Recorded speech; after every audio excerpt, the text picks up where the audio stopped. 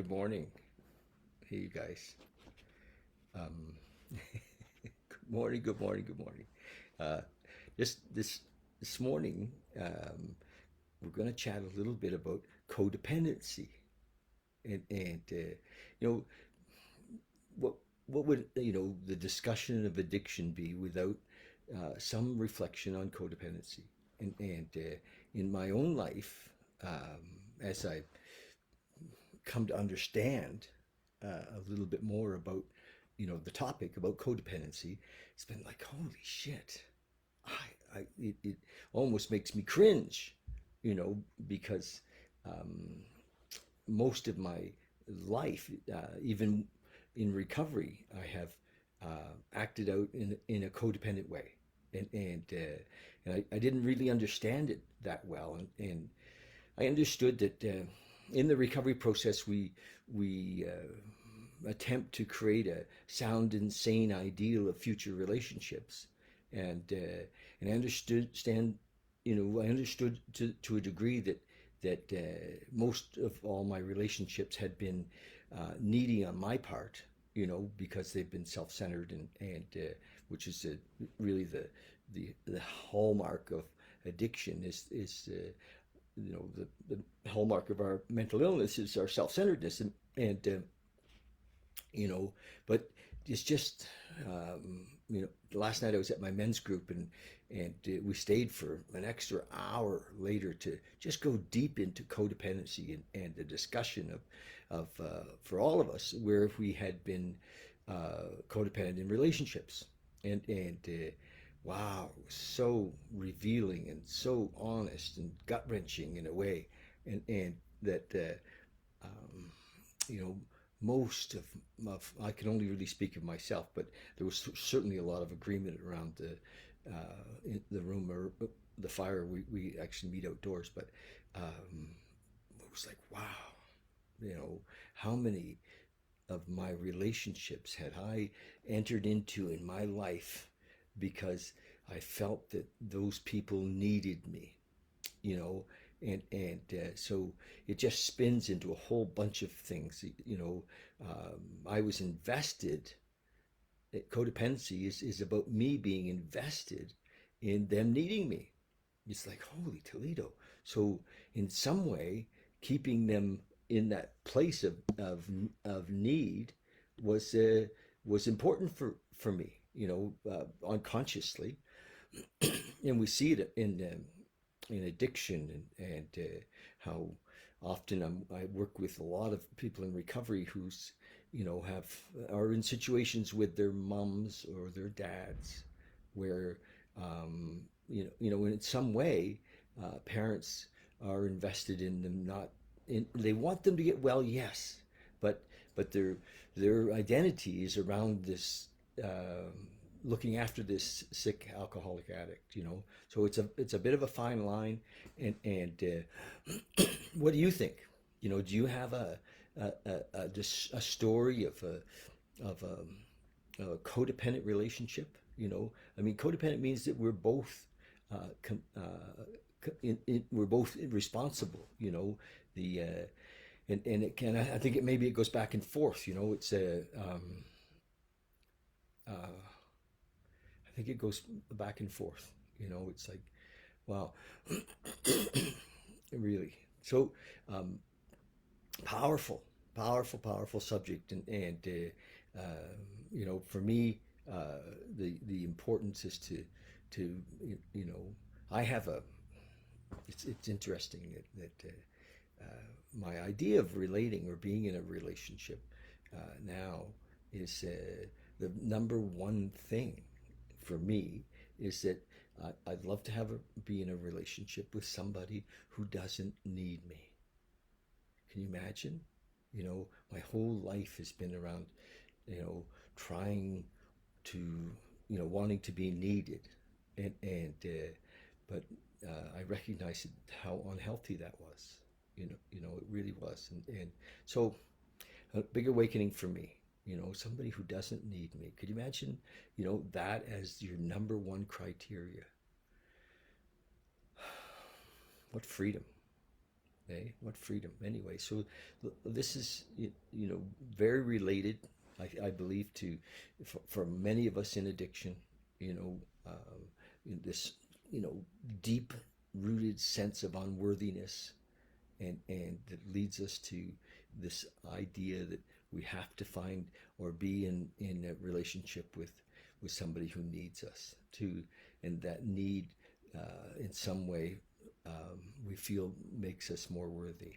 And so, yeah, codependent, baby.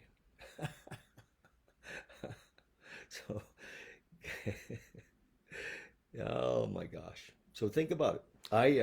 I went to Wikipedia actually, and I looked it up, and I'm just going to read a little bit to you. Codependency is a concept that attempts to characterize imbalanced relationships where one person enables another person's addiction or poor mental health or immaturity or irresponsibility or underachievement. So we enable that. Codependents, that's what we do. And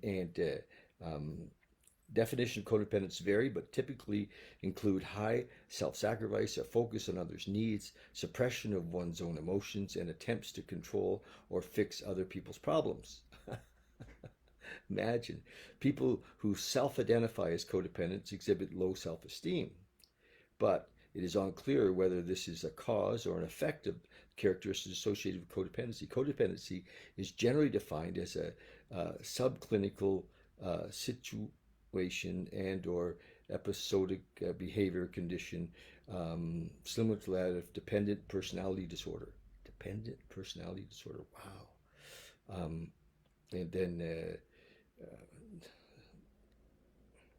the definition, dependency, is well established in psychological literature. Early psychotherapeutic theory emphasized the oral character and structural basis of dependency. Social learning theory considers a tendency to be acquainted by learning. Codependency proposed that codependency be listed as a personality disorder in the diagnosis and strategical manual of mental disorders, really. Cermak reasoned that when specific personality traits become excessive and maladaptive and cause significant impairment in functioning or cause significant distress, it warrants a personality disorder diagnosis, really. So I would say, here's the criteria: continued investment of self-esteem and the ability to control both oneself and others in the face of serious adverse consequences, really. Assumption of responsibility for meeting others' needs to the exclusion of acknowledging one's own. Anxiety and boundary distortions relative to intimacy and separation. Enmeshment in relationships with personality disorders and chemical dependent and other codependent and impulsive disorder individuals. Wow. 3 or more of the following: excessive reliance on denial, construction of emotions with or without dramatic outbursts, constriction, depression, hypervigilance, compulsions, anxiety, substance abuse. So 3 or more of these would kind of qualify us as in this codependent. Has been or is the victim of recurrent physical or sexual abuse, stress-related medical illness, has remained in a primary relationship with active substance abuser for at least 2 years without seeking outside help. Codependency has not been included in the diagnosis. All right. Anyway, there's a lot in Wikipedia. If you ever want to look it up, if you're interested, what does this mean? And I just want to share that with you. All right. It does fit with the whole recovery process, this awareness of this, and because for most of us, what we recognize that our situation, our problems, symptoms of our disease showed up in all of our relationships, right? And here it is, the 2nd of April. Wow, April 2nd. And a little talk on codependency. And now we're going to read from the 24-Hour Day book. And In again, uh, this whole idea is just to build a practice. We're all becoming more aware of who we are. We're all recognizing that we need to have some sort of a belief in a power greater than ourselves to kind of restore us to sanity. It brings a light, you know, um, like a true north type of an idea into something consistent into our lives, which is beautiful. And there's no question uh, that we there are powers in the universe that or a power in the universe that's greater than us. And the thing is, how do we connect to that? How does it become a functioning part of our psyche? And that's been, the I think the search since the dawn of time. And what's happened in the 12 steps is it's given us a real simple, direct path to an awakening. And April 2nd, thought for the day. Since I've been in the 12-step world of AA, have I made a start towards becoming more loving to my family and friends? Do I visit my parents? It's very practical, right? Am I more appreciative of my wife or my husband than I was before? Am I grateful to her or to him for putting up with me all those years? Have I found a real companionship with my kids? Do I feel that the friends I have found in the 12 steps are real friends? Do I believe they are always ready to help me? And do I want to help them if I can? The question is, do I really care more about other people? So, loving somebody and caring about somebody isn't codependent. We care about them enough to let them actually live their lives, not to try to manage their life and to look after them. Meditation for the day. Not what you do so much as what you are. That is the miracle working power. Not what you do so much as what you are. That is the miracle working power. You can be a force for good with the help of God. God is there to help you and bless you. Here to be company with you. You can be a worker with God, charged by God's grace. You shed one garment of the Spirit for a better one. In time, you throw that one aside for yet a finer one. And so, from character to character, you're gradually transformed. And boy, you can sure see that, in recovery. If people stick with their process, they stick with their daily practices, and they're working with others and shining the light for others. You can just watch the transformation as the years go by. And it really is, I like the word finer. It's a finer energy, an energy of love. Prayer for the day. I pray that I may accept every challenge. I pray that each acceptance of a challenge may make me grow into a better man or woman. I love that. Prayer for the day. I pray that I may accept every challenge. Say yes, baby. Just say yes. I pray that each acceptance of a challenge may help me grow into a better man or woman.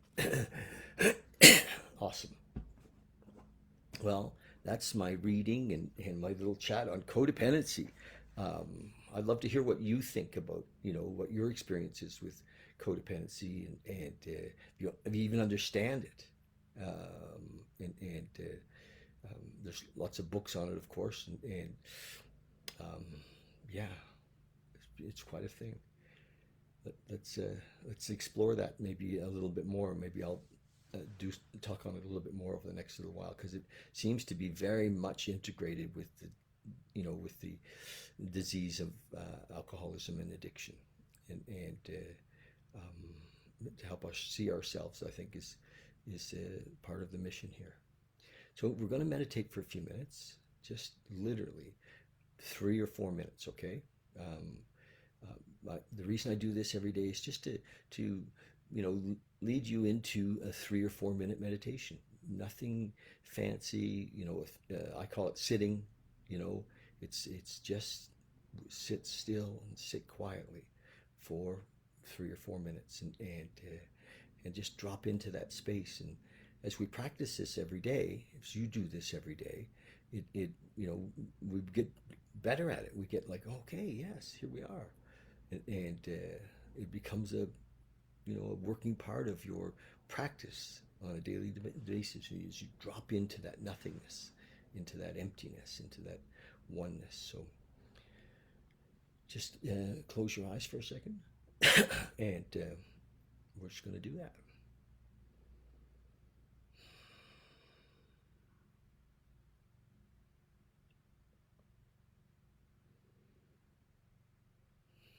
So wherever you are, just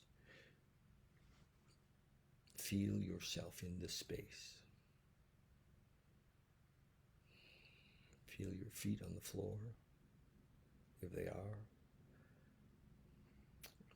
If you're in a car, pull over.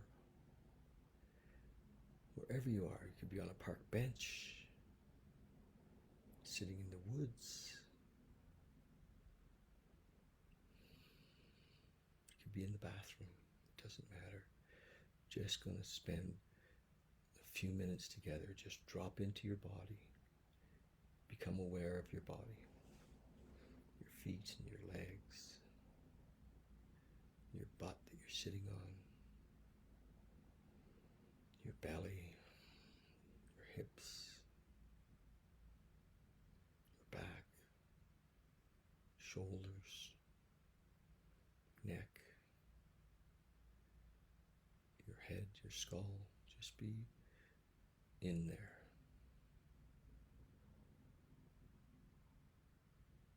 Conscious of your body.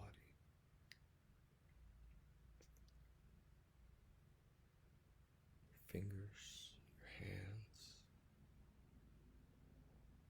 your arms, your chest.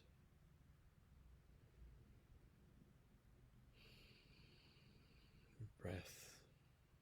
Be in your breath right now.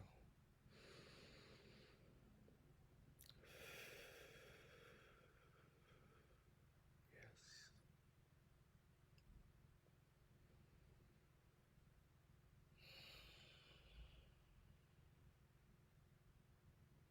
Just feel your whole body relaxing. The energy, any tightness just being released. Tightness, maybe in your shoulders, in your jaw, just being surrendered, letting go all the symptoms of worry, anxiety, stress. Just let it all go. In this moment, we are free. In this moment, everything is perfect. In this moment, nothing is missing. Complete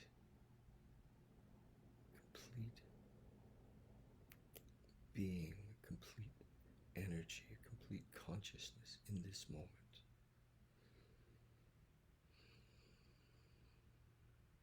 We leave behind all past, all story.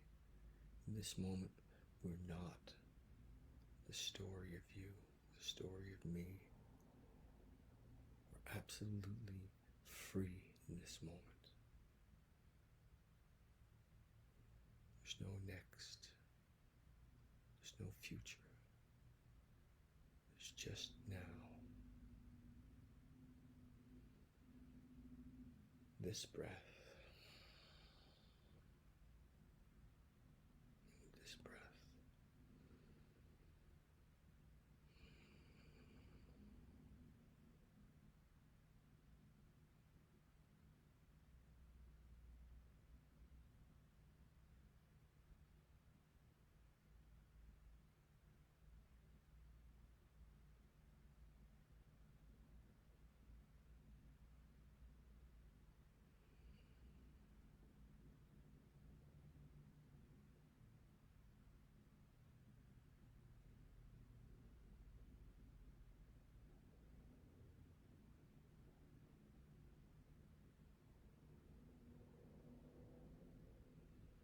If thoughts come, just gently let them go. Part of our practice is to just let go. Come back to the breath.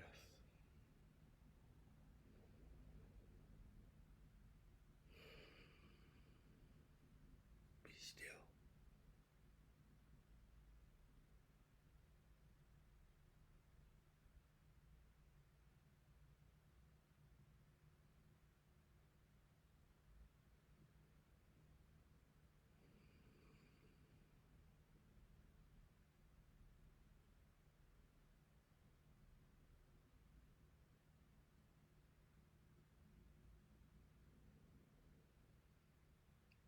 Okay.